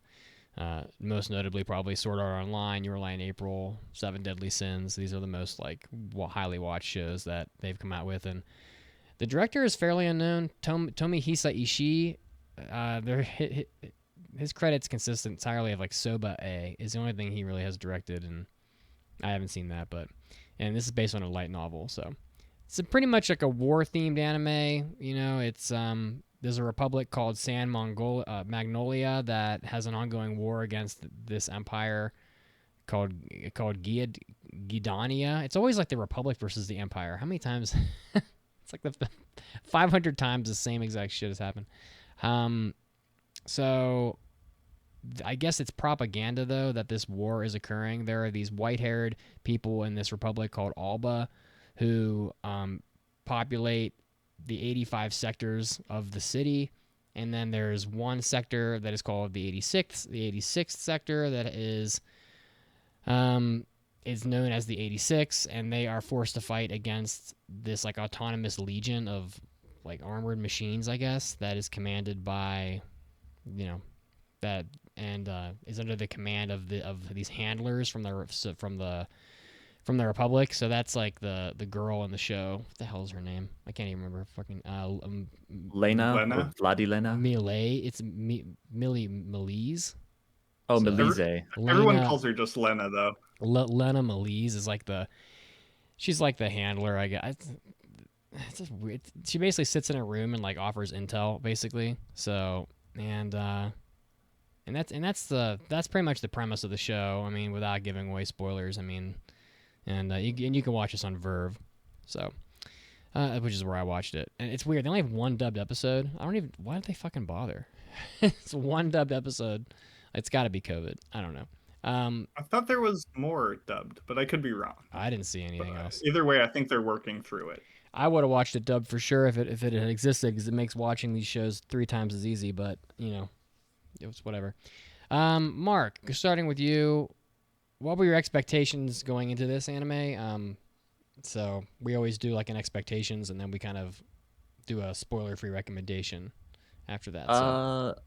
Yeah, I think that I was a little oh boy, another war kind of anime thing. It's not my favorite genre. But I didn't know much about it, never heard of it. To hear that it's based on a light novel is weird, considering it's an extremely short title. Mm-hmm. So I wasn't really expecting much. I guess I could put it that way.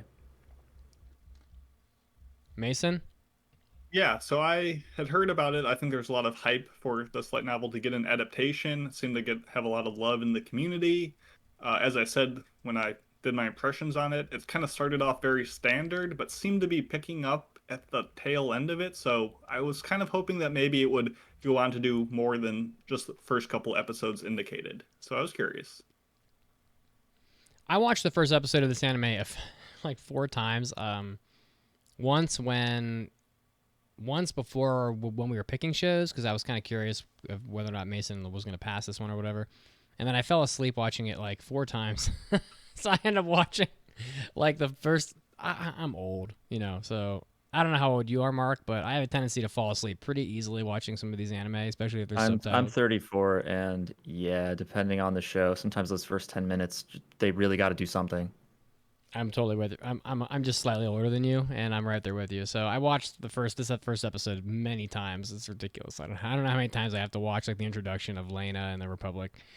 But I don't know. I mean, I expected good things. I think I heard a couple people on Twitter say this was like their favorite anime of the spring, and which is saying a lot because the spring had quite a few good shows in it. And so, I think my expectations were pretty high. I had recalled watching some pretty engaging like battle scenes from like a month or so prior, and so my expectations were pretty high going into this show. Now, based on those expectations, though, Mark, would you recommend this show to people? Do you feel like this is a recommendable anime, or would you take a pass on this? Mm-hmm. It's tough because I didn't actually get the chance to watch too much of it. I watched 2 episodes and I did a bunch of reading on it. Mm-hmm. So it's the kind of thing where I don't know if I will be screwed over by some plot twist or character decision. But I'll say if I could, if I could make a recommendation just based on the 2 episodes, I would say, yeah, watch it. I think it looks really good. I really enjoy the music, which matters to me. I like that. I like the themes that they're going on in this, as opposed to some other military-ish shows that not everything has to have a message, of course, but not everything addresses the same themes as this show. So again, if I can just say based on 2 episodes, I would say yes. Watch it. All right. How about you, Mason? Yeah, I feel like at the end of the day, I would recommend it. This whole show is kind of a roller coaster of up and downs, but neither were strong in any direction. Like it started off kind of plain, really started to hit its stride around episode 4 or 5, really started getting me invested. Was really digging it. Episode 8 kind of started losing me. Episode 9 kind of brought me back. 11 or 10 was pretty good. 11 was kind of all right. Like it was kind of up and downs, but overall it was very competently done. The sound and especially the editing were top notch, and I'll definitely be tuning in for season 2 because I feel like, no spoilers, but I feel like the story won't be as rigid and trapped into the same tired and treaded mechanics of like the dystopian military thing. I feel like it can finally breathe a little bit, so I'm interested to see where it goes. So I'll be continuing it. Fans of that genre should probably check it out, but it's not like a crazy unique thing that everyone has got to be tuned in for. But I think it's worth giving a shot to. All right. For me, this show was, it was all right. The problem with this show for me is that it just didn't do a lot, and I find the sort of themes that they tackled in the show are so unbelievably tired. I was bored of it the minute they mentioned it. I was like, oh God, here we go. And we'll get into that, I'm sure, but it's just, you can only watch so many war shows where the same sorts of shit is happening and the same sorts of like depressing themes, and honestly, I didn't think that the plot line made a goddamn bit of sense. Honestly, it's a little too, I don't even know what the hell to call it. I want to call it sci-fi, but I don't know. It's just bizarre. So ultimately, like, I don't think I would recommend this show. I think I'm going to forget about this show really quickly. I can only watch so many scenes of people just screaming about how shitty life is before I just don't care anymore. And that's kind of like what this show was like the whole time. So, I would probably take a pass. And with that, we're going to go into our spoiler section so we can talk about the story in more depth. Spoilers are coming. Oh my god. Funny, I'm going to make this prediction now. I know I lightly recommended it. Mitz kind of didn't. I bet we're going to give this score, or the show, about the same score at the end of this thing.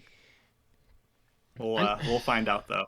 I'm just so tired of like the same themes in these war shows. Like, you know, this just, and it's like fine if to have those themes, but to just pound them, to just beat the viewer to death with them for like 7 episodes is a little much. This You know, it is was a little certainly heavy. not subtle. No. It's very, you know, obvious about the themes of racism and, you know, what can you change about that and the, you know, mechanics that allow for such racism to occur. And then obviously there's a whole much. I think at the end of the day, it wasn't subtle, but the story worked. Like, sure, the whole like brains in the enemy units is a little over the top, especially when they just are there to be like the personified like wails of the dead that are like calling out to them their trauma, literally manifested in sounds that all these people can hear. Like, yes, I get it. Like, it's a hard hitting issue, but it's nothing new. But I think it worked because, you know, there's this whole like telepathic thing, and it's, yeah, like you said, it's not really sci-fi, but it's very anime, but I guess I accepted that and it felt all cohesive, so I wasn't taken out of the experience. I mean, is that all the Legion were some metaphor for like human suffering? I mean, Well, I think it started off as just, you know, a normal war, but then it became, you know, the dead that you lose and the people that you love are now, you know, you can't really ever escape that, and it sticks with you. And for them to be like physically having to fight the entities that represent that are, you know, a little on the nose, but nonetheless not a bad parallel to have. I mean, so for people that didn't watch this, I mean, the show basically is this girl named Lena who's communicating with this army troop basically out on the outskirts of this republic, and they fight these waves of these legions that come in, and they all look like tachikomas basically, with like tachikomas on a diet, I guess. They look very like sleek and with like their with more slender appendages, and they all fight in these like robots that all look like spiders. And I just totally lost the plot line because Shin, the leader, shoots all of his fallen comrades in the head because he doesn't want the enemies to steal their brains to like implant them in the robots, so and then they can hear them or their cries during battle. Like, honestly, I didn't understand a goddamn bit of this. And then like Shin's brother's there, and I was like, Yeah, so it's what the odd. fuck So is they going take on with this? the brains of his comrades and implant them into these robots, which makes them like smarter and more like intelligent robots that fight against them, which is fine. And I was like, oh, it kind of makes sense. You know, there's this telepathic technology, and I was digging that. But then they made the whole like source of all of that to be like, oh, it's just supernatural powers that these kids have, and that's like how the technology was generated. And that was like, oh, well, that's kind of like, no, not worth it. But I get it. And I think another thing that kind of threw me off was the whole like constant racism towards the 86. And it's weird because it seems like Lena's like, what? There's racism, question mark? And I don't know if she's just been tucked away in the military and doesn't know. Maybe the masses are just unaware of it, or it's just institutionalized like apathy. But no, it turns out everyone knew about it, and Lena's just so clueless. And like none of the other countries are wagging a finger at the Republic. And essentially we learned that like at this point, killing the 86, these people, these, you know, immigrants or just the unwelcomed people that people are being racist against, they're just killing them because it's good PR at this point. Like at this point, they're just like, we did some bad stuff, so we might as well just wipe them all out to erase our sins. And it's just, it's such a over the top world that it kind of brought me out of it. I have so many questions about all that, and the more we talk about this, the more confused I become, because it's true. Like, there's a scene in the scene in the show where I really was like, okay, here we go, was when they were doing the classroom scene, and the teacher's like, no one's ever died in battle, blah, blah, blah. And then it turns out that like he only says that because they don't consider the 86 human. And because they're not human, when they die, they don't count that as a casualty. And then Lane is like, that's bullshit, people die, blah, blah. And I'm like, okay, here we go. But like, if the Legion, so like even in the synopsis on my anime list, it says that the war is just propaganda. And so like, if the Legion and the war is just propaganda, then who are the 86 fighting? And honestly, why does the Republic hate them? They don't. I mean, there was a thing about like human beings go through like an evolution, and it makes all their hair white or silver, and then it's like, but why do we hate the people that didn't evolve? Like, they don't. Do they even explain that? I just don't. I don't understand why they're Yalba are outcasts. just the natural people that grew up in that land. The other people are all just filthy immigrants who just have unpure blood. It's all the classic racism tropes. And yeah, there's no really logic behind racism because racism isn't logical. It doesn't make sense. And this small group has deemed everyone else to be unworthy and are now just using them. Like, they're using this whole war as an excuse to exterminate all these people after doing experiments on them. Like, that's all it is. Interesting. It's just a bunch of racists hiding their crimes, and this people, the Colorotas, who are the 86, having to fight out their way out, knowing that they're being sent on a meaningless quest to die, and coming to their own purpose in life and making their claim to survival. And there's probably more to it. There's a whole second part. There's a lot of underworkings of the machine that we haven't seen yet, but it is really just from what I perceive to be a way to exterminate all these people.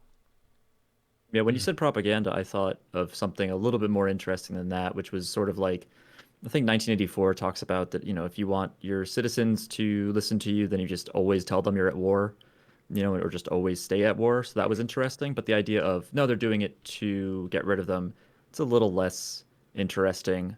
Certainly, I mean, I welcome a twist because everything you guys are describing, especially like stealing brains, I'm like, oh, that actually sounds cool. That sounds metal. Like, I want to see it that was now. pretty neat. Now I'm interested.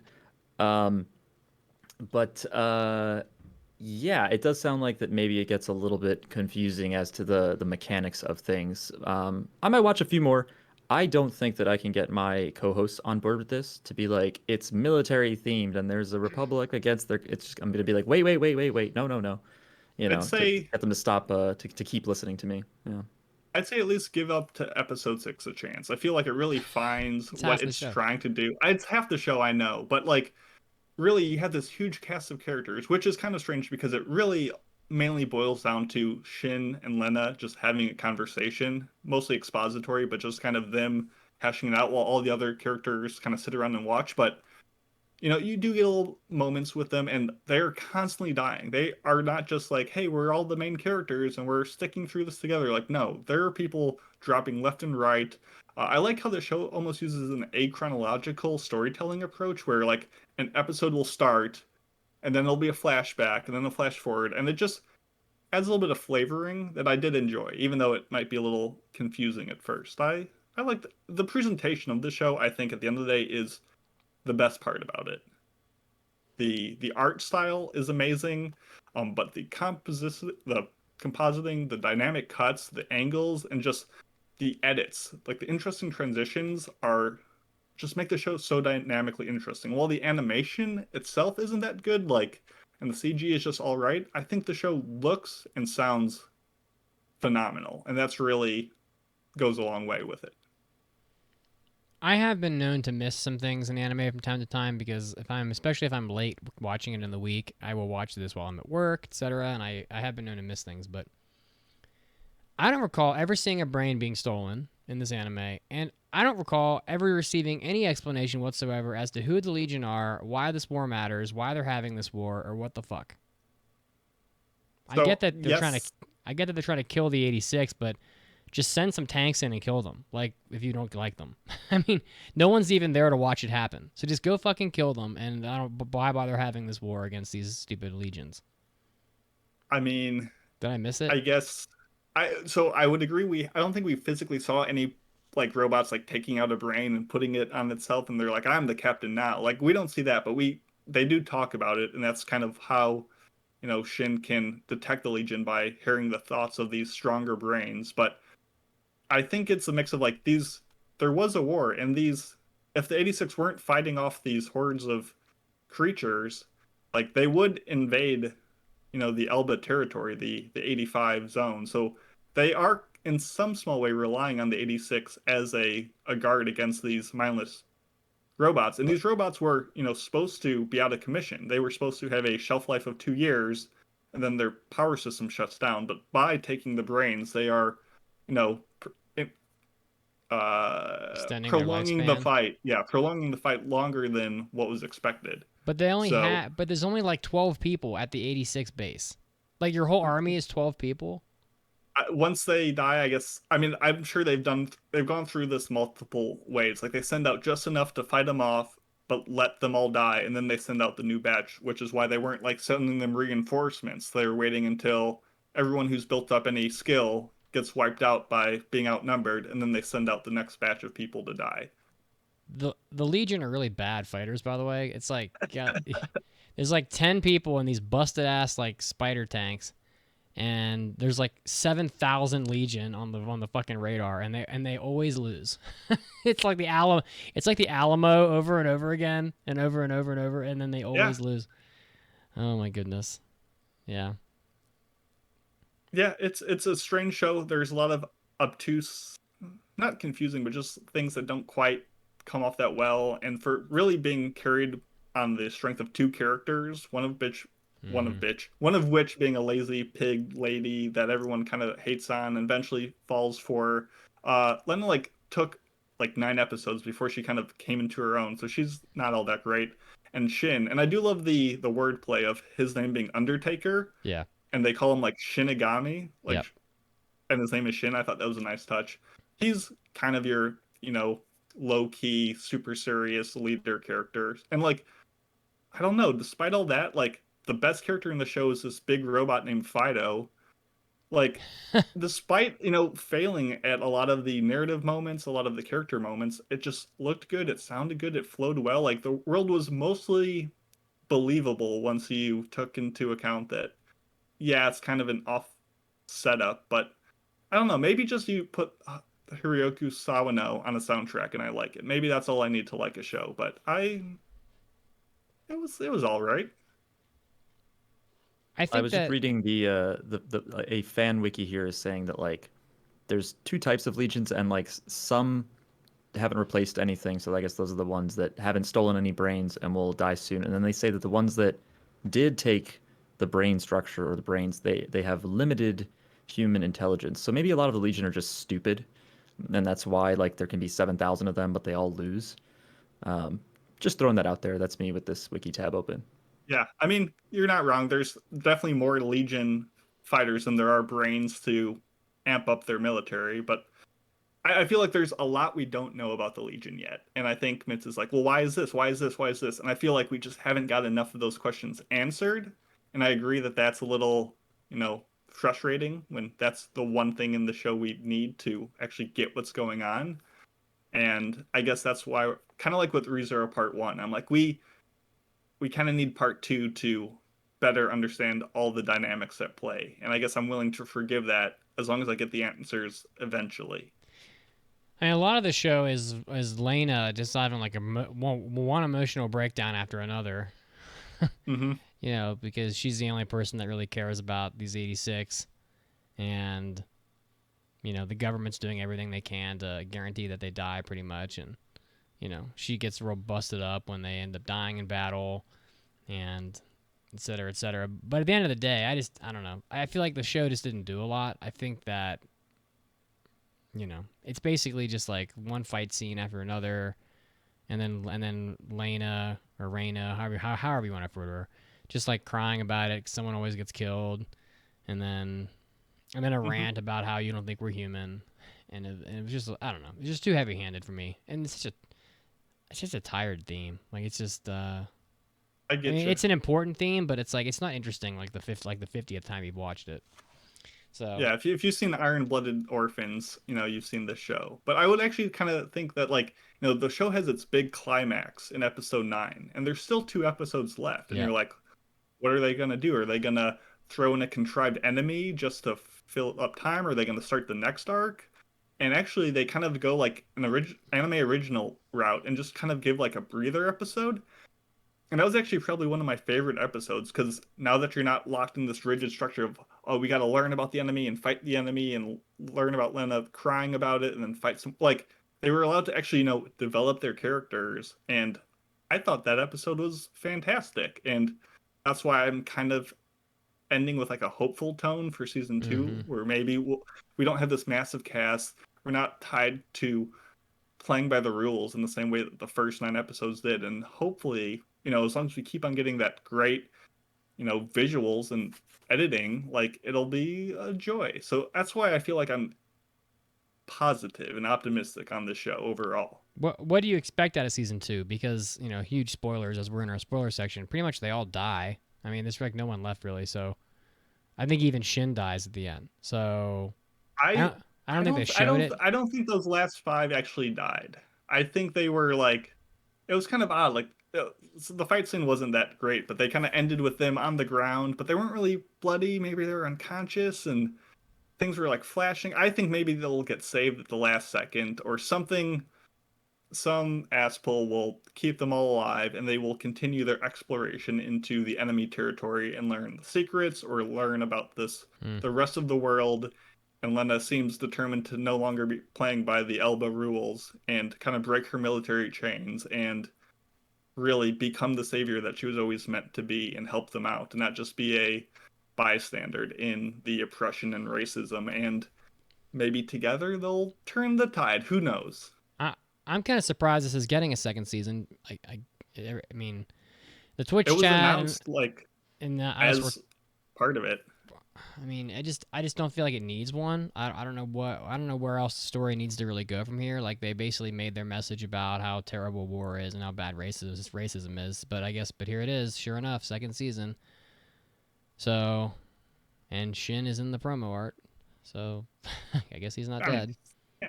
He sure looked like he was dead. So, but it looked like he was close. But I feel like this was designed, from the onset to be a 2-core show. So I feel like they knew going into it that they were focusing on it. It wasn't like other shows where the first one does well and now let's do a second season. Like, it was designed with this breakdown. So I don't know. I have not read the source material. When the fall season rolls around, which is when this one comes out, are you gonna pick this show, Mason, or are you gonna say nope? I honestly, I'll probably watch it because I'm a little curious, but I feel like it won't say or do all that much new relative to part 1, like, to deserve a review. I feel like I'll watch it and be like, yep, whatever you thought about part 1, you'll think about part 2. Maybe this was a little better, this was a little worse, but I wouldn't pick it for a review. Certainly not. Mm-hmm. Got it. Well, all right. Well, what kind of a score would you give this, Mason? Let's wrap it up. Similar to ReZero, I think this could improve as a collective when the second part drops. Despite its ups and downs, I'm going to give 86 3 My Little Country Can't Be This Racist out of 5. I think I actually like the show a little less. I think it's super mediocre. And once you get past the speed of some of the action scenes, the show didn't really seem to offer a whole lot more for me personally. And it's not. I guess it's no shock that I was not able to watch this at night in bed because I just couldn't stay awake. So I think the best I can probably give this show is just, I'd say it's very average, and I would give it 2.5. White pod cats out of 5 or whatever the hell that cat's name was in that show. It doesn't have a name yet. Split color or whatever the hell they called it. It had like 10 names. What do you think, Mark? Did we really sell it for you, or you're just like, yeah, it's about what I expected? I mean, it's more interesting. It does sound like it has a lot of the issues that a lot of anime have. I don't, part of the thing that's weird about our podcast is that, like, we all kind of stopped watching anime like after college and then up until a few years ago. So just like, American live action TV, a lot of stuff, the plot just kind of gets lost, or they just keep extending things because they gotta have, the golden goose alive. It is good to know. I find it reassuring to know that there is source material, right? That, like, there is hopefully a plan that they will follow. Because, yeah, when shows twist and turn, sometimes at the end, the writers are like, surprise, we didn't know what we were doing. Yeah. That said, it's like, we have a huge backlog of shows that people, as a consensus, like a lot more. But yeah, it kind of makes me think like, I wish I watched more Gundam. I wish like I finished Code Geass, looking at this show. So yeah, it's not like it really so far feels like, oh, it's going above and beyond all of those. But I think Mason, when you said if you're a fan of the genre, you should watch it. I think that actually makes more sense. Um, Based on what I have to go with so far, I would also say 3 brains out of 5 empty robots. There I you think go. that's what I'd say. Yeah, we'll take it. Go ahead. I'm surprised this is the 6th highest rated show of that spring season, given that, I mean, 2 of them are high profile, 3 of them are high profile sequels, and then there's, a couple others, and then this one.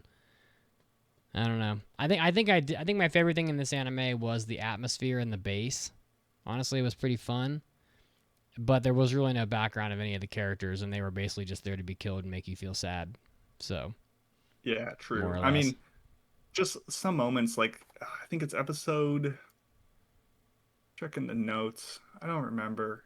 There's a moment where like Shin finds his brother, and Yeah. he just goes into a rage, and he like smiles, and like you hear the sound of like these chords being like tensioned past their like breaking limits, and it just was such a great like sound design moment that it really stuck with me. And I think there's enough moments of that like dotted throughout an otherwise kind of average show that put it over the top for me to make it a 3. But yeah, if you like the genre, I think it'll have a lot to offer. If not, I think there's other shows out there that are probably more worth your time, but I'm definitely glad I watched it. So yeah, there we go. What are we reviewing next week, Mason? Have we decided yet? Next week, we have decided we are doing Wonder Egg Priority because the extra special finale is finally coming out, so we can actually, conclude the show properly. But yeah, that'll be next week, and it'll be a bunch of fun. Quick rundown on all our closing stuff. Twitter, you can follow us at AAA Podcast. You can follow Mitsugi at Pope Mitsugi. I'm at Macy Pacey. Mark, last chance to shill. Plug a Where can the lug. people find you, your podcast, everything you got going on? You just have to remember the letters JJBPOD because we are JJBPOD on Twitter, on anchor.fm/JJBPOD, on Twitch, YouTube, which we don't really use, but why not follow us there anyway? Patreon.com/JJBPOD. And if you look up JoJo's Bizarre Adventure in iTunes, we do show up. We are somehow not first in under podcasts, but yeah, JoJo's Bizarre Podcast is the title of the show. Yeah, guys, give them a listen. Our fans, we know you're good, and we know you'll love their content. It's like super, just great audio quality and super relaxing. I just love like vibing to your podcast. It's just a different mood than ours, and I really enjoy it. So give People them a have shot. said that. I'm glad that that comes out as a positive to people because sometimes I'm like, do we need to like be more animated? Do we need to have more energy? Is that it? No, But it's very people chill. like I it. like it. I So, like yeah. it. I appreciate it. Follow us, Facebook, the Twitters, Discord, Anime Club. We're talking about A Silent Voice on June 30th. Manga Club is talking about Wake Up Sleeping Beauty on July 7th. Both of those are at 10 p.m. Eastern. So come on by and voice chat and just hang out and have a good time. Our website, do the mailbags. I know we didn't get to them today, but we'd love to hear from you guys. Oh, yeah. As well as all our bonus content can be found there. iTunes reviews, you guys know the drill. We love you. Thanks for hanging out, and go watch some JoJo's because you've earned it.